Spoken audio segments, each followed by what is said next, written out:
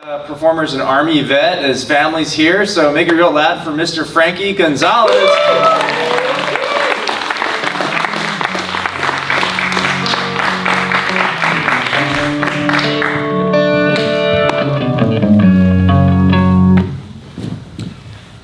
This one time in the Army, we were in a field training exercise, and the cooks had spent the day cooking and serving food. Now, later on that night, I, a sergeant, along with two other guys, a corporal and a private, were assigned to wash dishes. And so there we are, outside in the dark, washing dishes with only the full moon to light our area. So one of the cooks comes out of the tent. He's holding a bunch of pots and pans. He lays it on the ground and he says, here you go, boys. He turns right around and he starts heading back into the tent. But right before he goes in the tent, he stops, he turns around. He says, he looks at me, he says, Sergeant, go in the reefer van and grab us a couple bags of beans. Now, reefer is short for refrigerator van. So that's just Army lingo. So again, the cook says, Sergeant, go in the reefer van and grab us a couple sacks of beans and don't mind the dead body. So it's dark and I'm staring off into the distance, just trying to process what he just told me. When my private next to me says, did he just say there's a dead body in there? And I said, I guess so. Why would there be a dead body along with our food? Well, the corporal chimes in. He says, well, you know, and he was a combat veteran. He just came back from Iraq. He's like, well, you know, we had a couple, there's been a couple times when we had to drive around the back of the Humvee with a couple of corpses in there, so it's not unusual for us to do this.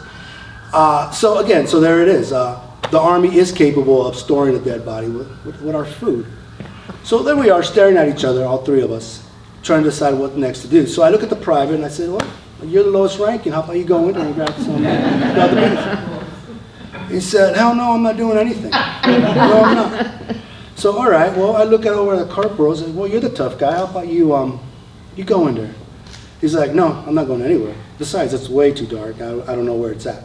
And at that point, the cook sticks his head out the tent and he shouts into the darkness, Sergeant, where's my sack of beans? So now the pressure's on. We need to get these beans, right? And, well, okay, great. So, well, I shout back and I said, well, where are they? He says, well, they're in the front on the right side. You can't miss it. Now, the corporal shouts also. Now with his New York accent, he says, yo, where's the dead body? And he says, on top of the sack of beans. And he sticks his head back inside the tent. So me being the sergeant, I am the highest ranking. It's obvious my guys are a little, freaked out, and so am I. But, I was like, well, we're going to do this together, guys. We're all going to march over there, and we're going to investigate this dead body, and we're going to get the sack of beans. So we all marched over to this container, the reefer van, which was no more than 20 feet away. And we were all standing right next to it. My corporal's over here, private's over here. I said to the private, go over there and open them doors. So he walks on over and he swings the doors open. Okay, as the doors swing open, the light of the full moon lights up the dark expanse that's inside this Connex. All right, and sure enough, off to the right, there's a dark silhouette that looks like a frozen body. Okay, great, there's a frozen body. So I said, Corporal, give me your flashlight. The private next to me says, well, we're not allowed to use light at all. It's total darkness. And I said, shut up, let's do this. We need to see what's going on. So I grabbed the flashlight. It's not on yet, but we take a step forward. My guys step behind me.